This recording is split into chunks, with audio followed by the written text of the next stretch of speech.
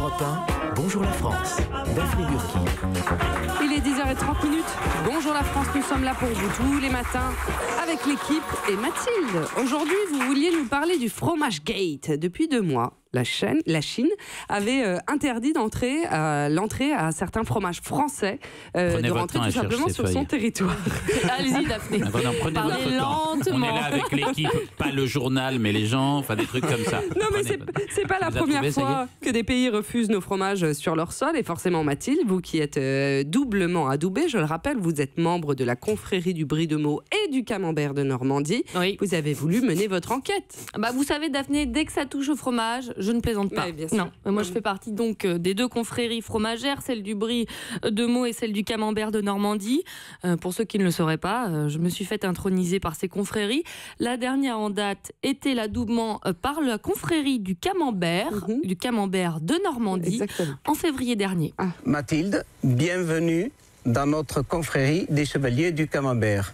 Mathilde, vous allez prendre un engagement, vous allez répéter que vous allez mettre sur votre table toujours un Camembert de Normandie. Je m'engage à mettre sur ma table toujours un Camembert de Normandie. Par le Grand Conseil, j'ai le grand plaisir de vous faire chevalier dans la confrérie du Camembert. Mais est-ce qu'elle le fait vraiment, ça ? Ah mais je m'étais engagée et je m'engage encore aujourd'hui à faire la promotion elle du fait, fromage. Elle parle souvent. Oui, le matin, j'ai mais dit y en a bonjour pas... et elle me dit est-ce que t'as ton Camembert de Normandie? Oui. Mathilde, à chaque fois. excusez-moi, je rêve où l'accent normand a complètement changé. Oui, bah cette personne est originaire du Sud-Ouest, mais c'est le grand maître de la confrérie. Mais ça me met à chaque fois une émotion folle de réentendre, vous voyez, cette... Et on n'a pas l'image, parce que c'était bien sûr parce costumé. qu'on était à la radio. Mais elle était revenue, elle était en larmes d'émotion, elle était vraiment... Mais c'est vrai. Alors, qu'est-ce qui s'est passé avec la Chine? En août dernier, les douanes chinoises avaient, contre toute attente, décidé de bloquer l'importation des fromages à pâte molle ou persillés. Les fromages à pâte molle, le Camembert donc, le Brie, Oui. et persillé. le Roquefort. Bah, le Roquefort, mais c'est pas de la moisissure, c'est du Mais c'est persil. ce qu'on appelle persillé. On dit ça plus élégamment, persillé. Voilà. Et Oui. pourquoi eux? Enfin, pourri, quoi. Pourquoi ces fromages-là? Non. Alors j'ai posé la question à un spécialiste du Roquefort, Ariel, du persillé justement, le président de la Confédération du Roquefort. Et pour lui c'est simple, le Roquefort est victime, il est ostracisé et depuis des années, et ce n'est pas pour rien. Moi je crois qu'on est victime de notre notoriété, c'est-à-dire que quand on touche au Roquefort, on touche d'abord à une image, à l'image d'un pays, et voilà, on touche au Roquefort, on sait de suite que c'est la France, donc c'est pour ça que je pense qu'on est ciblé systématiquement. Eh oui. Bon, il y a un autre point de vue un peu moins chauvin. En fait, il y a une bactérie nécessaire à la fabrication. Il n'était pas chauvin du tout d'ailleurs. Vraiment. Il y a une bactérie nécessaire à la fabrication de ces fromages, en particulier, qui inquiétait les autorités chinoises, qui se demandaient si elle n'était pas mauvaise pour la santé. Ces fromages étaient devenus persona non grata. Mais depuis lundi. Ouais, elle doit être sans doute plus mauvaise que l'air qu'on respire à Beijing, par exemple. Bon, Ariel, depuis lundi, après des semaines de rencontres entre des représentants de l'Union européenne et des autorités sanitaires chinoises, c'est bon. Alléluia. Le Camembert, le Brie et le Roquefort ont de nouveau le droit de rentrer en Chine. Quelle enquête!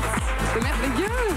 Alors, non mais quelle joie! Mais oui, non mais alors immédiatement, premier réflexe, qu'est-ce que j'ai fait? J'ai pris mon téléphone, j'ai passé un coup de bigot à la confrérie du Camembert de Normandie, vous avez comme des dingues. Et voilà. C'est une chose qui de toute façon va dans le bon sens. On n'avait pas trop compris pourquoi ils voulaient interdire la vente du camembert ou des bries ou des types de pâtes molles et pâtes pressées françaises.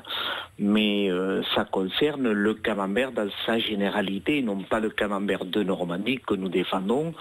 Ce camembert-là, qui est le vrai camembert, est au lait cru et moulé à la louche, donc qui ne s'exporte pas en Chine. Ouais. Non mais un ami chinois me le disait, aujourd'hui c'est impossible de trouver des nouilles sautées au camembert correctes. Mais vous avez entendu ce qu'il a dit? Le camembert de Normandie n'est pas concerné. Non.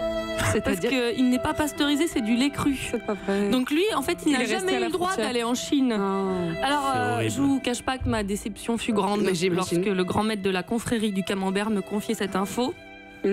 Alors j'ai trouvé cela complètement injuste. Pourquoi ces fromages au lait cru n'ont pas le droit d'aller en Chine? Mais oui, pourquoi ils n'ont pas le droit de voyager? Eh bien, je leur ai posé la question. Écoutez sa réponse. C'est par rapport à sa fabrication qui est au lait cru Et donc, il y a des gens, il y a d'autres pays qui ne veulent pas qu'il y ait des produits au lait cru qui soient consommés.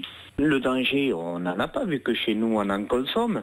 Bon, après, ce sont des produits qu'il faut amener en Chine, il faut du temps, et donc les pâtes molles sont des produits qu'on conserve pendant 1 mois et demi dans sa totalité de vie. Voilà la raison principale.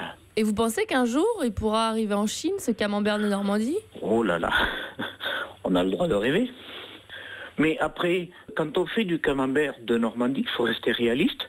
Nous faisons 6000 tonnes par an. Il ne faudrait pas que tous les Chinois se mettent à manger parce qu'on serait incapable de les fournir.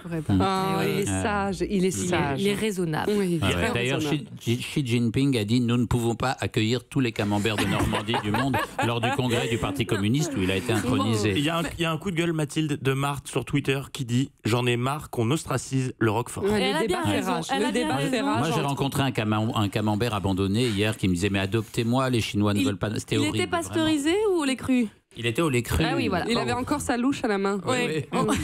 On le voit bien en tout cas. Ce marché. Il avait l'air louche. Oh, joli. Bravo, joli. Ce marché, même s'il est minime aujourd'hui, il fait rêver. Surtout les gros industriels français. J'ai appelé le porte-parole de Lactalis.